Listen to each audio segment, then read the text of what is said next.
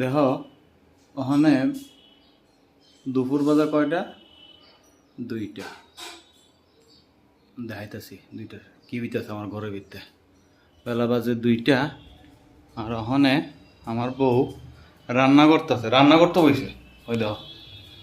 কিটা করে রান্না করতাম না শুধু আলু ভাজি করো আলু ভাজি আর কিটা জল ভাত ওই দাও জল ভাত খাওয়াইতেছে আমার জল ভাত